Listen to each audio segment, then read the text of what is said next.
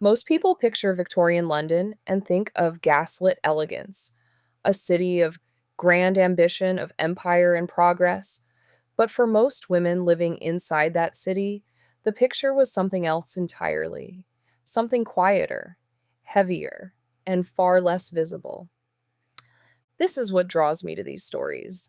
I spend a great deal of time working through historical paintings, engravings, and written records, using modern artificial intelligence to reconstruct what these images once held, frozen, to shift angles, move closer, and follow a woman's gaze across a room. The past opens differently when you look at it that way. What once seemed distant becomes specific, and the specific is always more honest than the grand.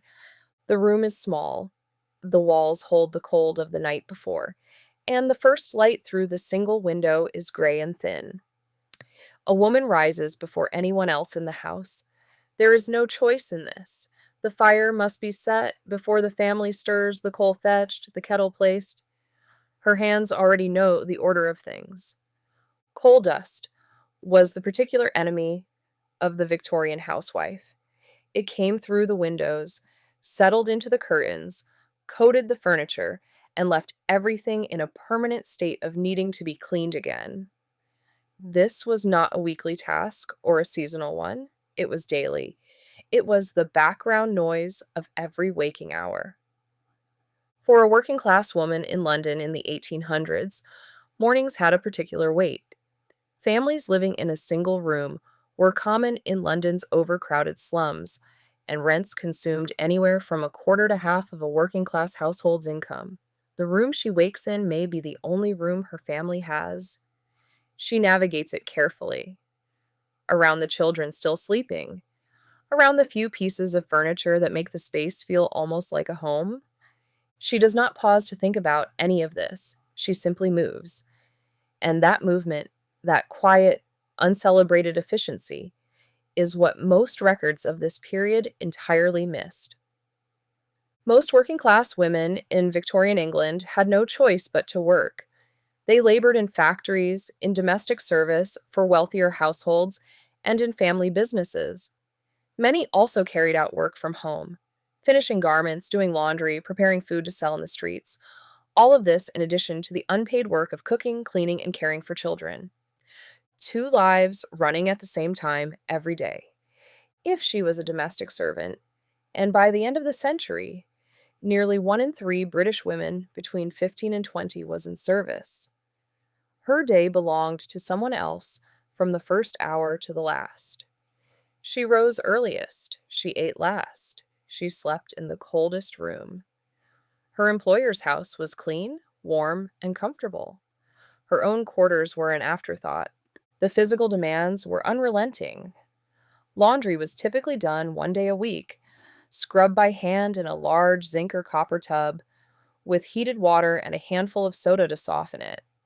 Curtains were taken down and washed every fortnight, often so blackened by coal smoke that they had to be soaked in salted water first. Think about that for a moment. Curtains soaked in salt just to remove the color of the air. It is one of those details that says more about daily life than any broad historical account ever could. Beyond the work, there was a second set of constraints, invisible, but just as real. During the Victorian period, men and women's roles became more sharply defined than at perhaps any other time in history. The two sexes now inhabited what Victorians called separate spheres, only coming together at breakfast and at dinner. For a middle class woman, this meant the home was her entire world. She was excluded entirely from public life, barred from universities, from following a profession, from voting in any election. If circumstances forced her to work, the job would be low status and poorly paid. Being a governess was one of the few acceptable roles for a middle class woman, and even then, her salary was meager and her treatment often unkind. The expectation was not simply obedience, it was erasure. A popular poem of the era, The Angel in the House by Coventry Patmore. described the ideal woman as one who sacrificed herself daily and who never had a mind of her own, but preferred always to sympathize with the minds and wishes of others. This was the model. This was what was praised, published, and passed to daughters. And yet, something was already shifting slowly beneath the surface of all that silence. In the summer of 1888, in the East End of London, something happened that the city had not expected. 1,400 workers, mostly young women and girls, walked out of Bryant and May's match factory in Bow. They worked with white phosphorus, a substance that caused a disease known as phossy jaw, a slow destruction of the jawbone that was, in many cases, fatal. A report covering 1882 to 1897 documented a mortality rate of nearly 1 in 5 among those who contracted it at the factory. They knew the risk. They had watched it happen to women who stood beside them on the factory floor. And still, they walked out. The factory management pressured the women to deny what had been reported about their conditions. They refused. The management then dismissed several of those seen as leaders. In response, the entire factory came to a standstill. These were not women with legal protections, financial independence, or political power. Before the Married Women's Property Acts of 1870 and 1882, a married woman could not enter contracts, could not sue, and had no legal claim to property she herself had acquired during marriage. Everything effectively belonged to her husband. Many of the women at the factory had nothing: no savings, no union history, no guarantee of being heard. And they still walked out.